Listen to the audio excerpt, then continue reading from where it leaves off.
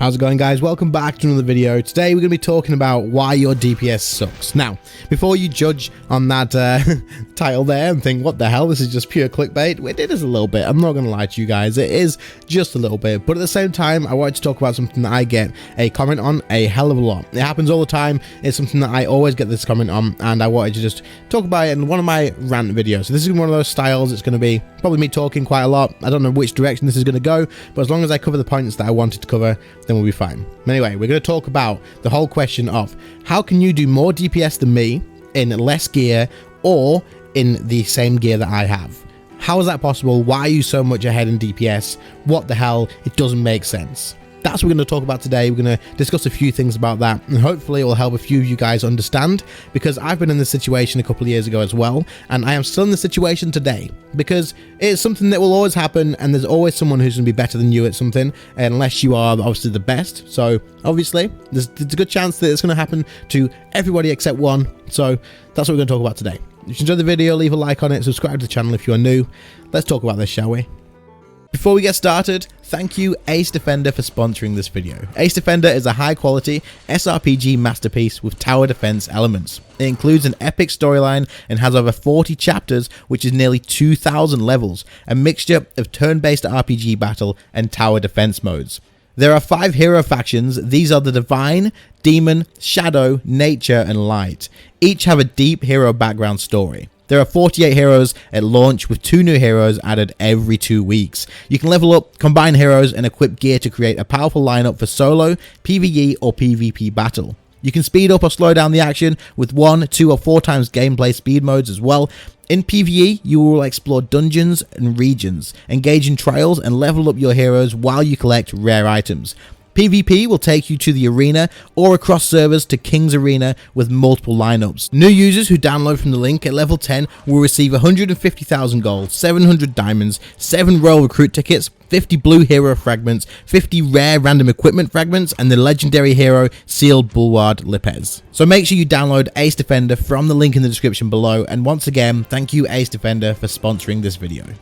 I just wanted to make a quick comment that I know that I am not the best at DPS in this game. Before you guys get in the comments and go, well, what are you on about? You can't talk about this. Your DPS isn't as good as mine. I know that you're not the best at DPS. Yes, guys, I know that as well. But what I'm trying to say is there's people that say this thing all the time, and I'm trying to just explain basically why. I'm just trying to explain that this is something that happens to everybody, and you guys saying the exact same thing will have people above you as well that you can look at and probably think the same. Like, you got the same gear, why, like, they're doing more DPS. You may understand why it is as well, so that's absolutely fine. But get in the comments if you are one of those people, and just share your experiences on it as well, and that'll probably help people out as well. But like I say, I am definitely not the best at DPS. I'm not claiming to be the best at DPS. I'm just talking about giving a reason for people to understand how they can improve and how it works, and the reason that this is happening, basically.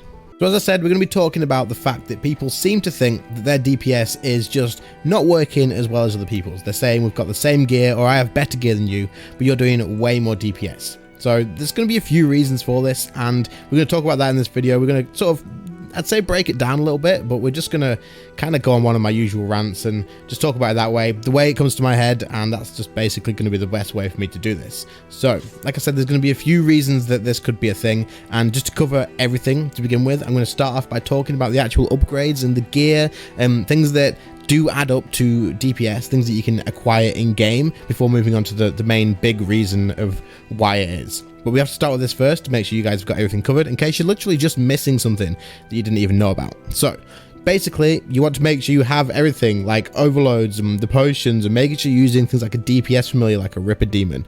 You've also got things like using spiritual prayer potions. That is going to help out a lot as well. That's going to make your Ripper Demon do more damage. If you don't have those, get those as well. Vulnerability bombs, absolutely huge. Make sure you use vulnerability bombs, adrenaline potions. All these sort of things are going to make a big difference. So inventory, presets, all such a big thing as well.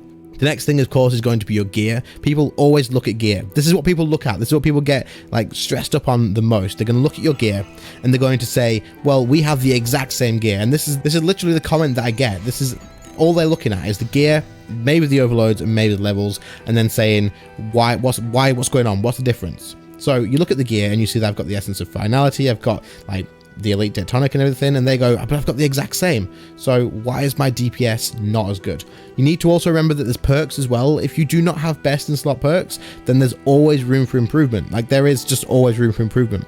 And keep in mind as well, like specific places, like if I'm at ED3 and you're seeing that I'm doing big damage to Taraket, then you also need to keep in mind that I do have the Undead Slayer perk on my mage armor because I'm doing ED3. So you do need to keep in mind that perks do make a big difference as well, like, and the specific perks that will help. There's the Dragon Slayer perk for places like ED2, which is full of dragons, of course. And then you've also got the Demon Slayer perk as well, which is going to help you against, surprise, surprise, demons. So those things do help out a lot. Like, they're big DPS increases. Then you've also got things like sigils as well. So when you see me killing off the big bloat in Taraket, I'm using this Undead Slayer sigil every single time. This can increase the damage I deal by 15%, and once you realize that I'm already hitting near max hit on that as well, and then I add a Grim and use this, I'm going to be hitting those max hits of like 16k almost every single time while this is up. That's why that's there. But these things all add up together, and there's a hell of a lot more than just looking at, I have elite tectonic, you have elite tectonic, I have a staff of Armadil, you have a staff of Armadil. There's a hell of a lot more to that, even included than just in the gear. Using the specific spells in the right places as well. If something's weak to fire, then you want to use blood or fire spells. If something's weak to water, then you use like the ice or Insight Fear, for example. And there's a lot of stuff that you need to consider. Now, most of the time, the spells are really something that you don't really have to take into account too much, but these will all add up, and these are things that you can all consider in certain places. Not only that, there's other things. People will have different things on their capes, like the different perks and stuff. I don't really have anything that great there, but there's so much stuff that you need to consider and take into account that isn't just we have the same armor and the same weapon. Maybe you're not using vulnerability bombs. Maybe you're forgetting to use them at the right time. You need to make sure these are on every single minute.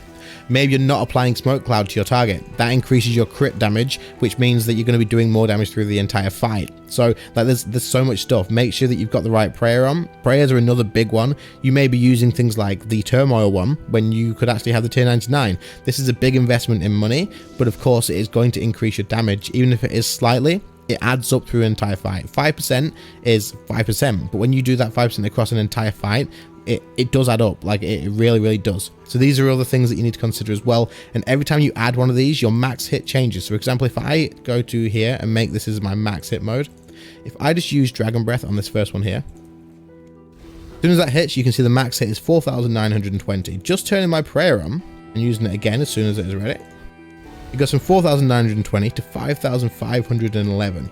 But if we didn't use this one, and if we just use Torment rather than the tier 99, you can see the damage goes down to 4,919. So that even then just makes that decent amount of difference. Like, you may think, oh, that's not that much, but when you're doing that same hit and that same difference in damage for every single hit throughout the entire fight, say like a 10-minute fight, for example, that's going to add up. That's a big deal, and that's going to help on your kill times like so damn much. It's something that you need to keep in mind as well.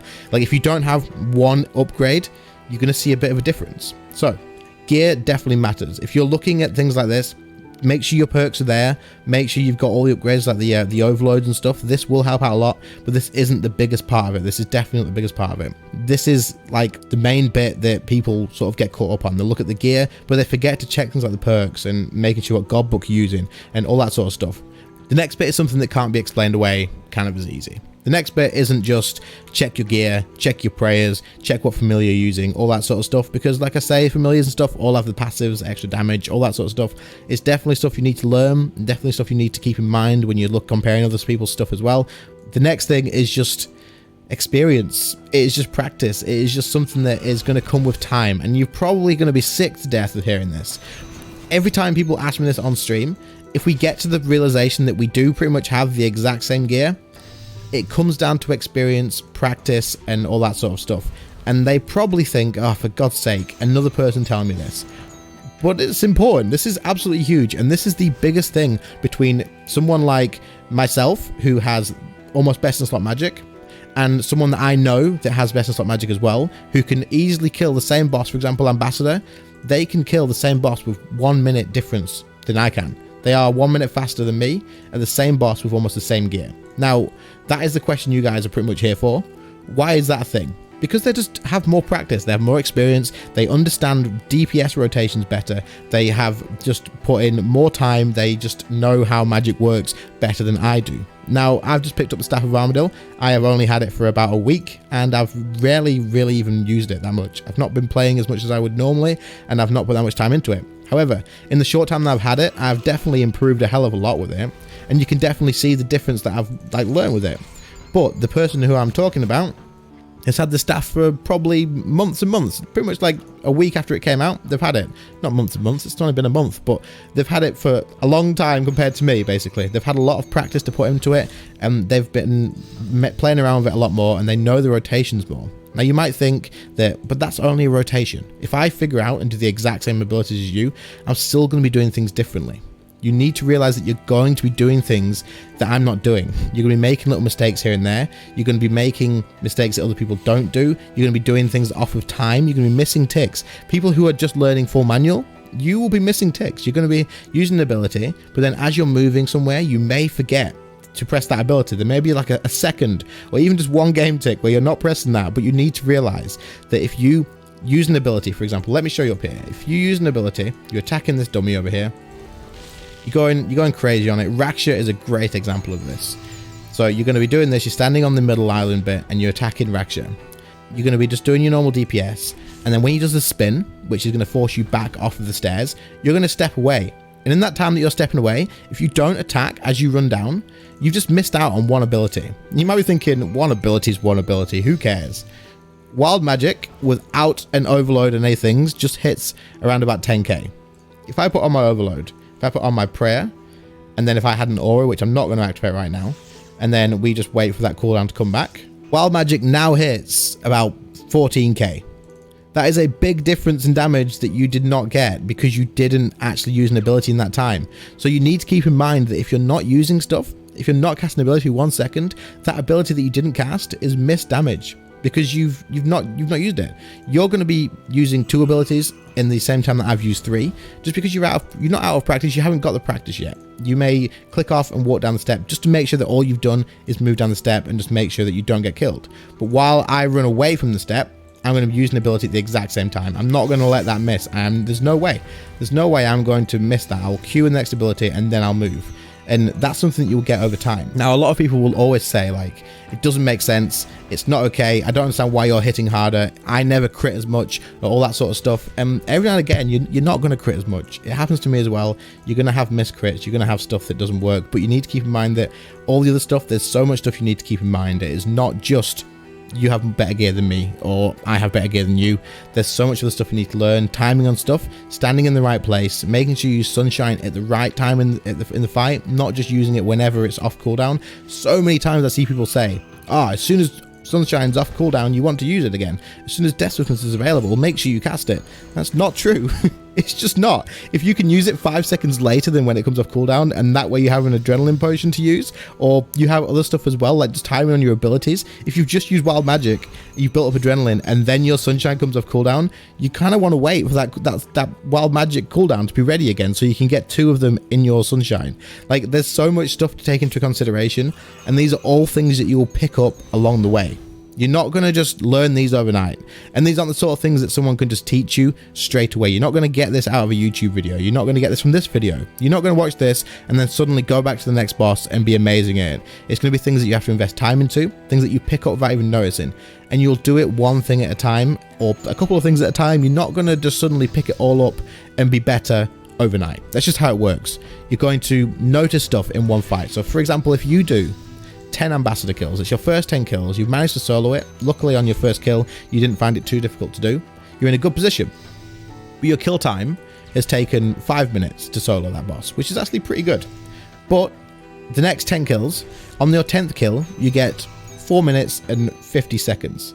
That's because you've had practice at the boss. You know timing on abilities, you know where to use your sunshine, and you know what's going to happen at what time. Once you've done another 20 kills, you happen to get another personal record of 4 minutes 40. The reason being is you figured out that you can use bleeds at a specific time. You figured out a better rotation to actually kill off the spinners. You figured out a way to get through the kill in one cycle without having to do 2 of the spinner rotations. All these sort of things are going to come over time. It's all practice, and eventually you're going to get a lot better at the boss. When I started doing the ambassador, it was such a mess. I would die like every 3 kills. I'm not even joking. I would literally be dead at death's office all the time.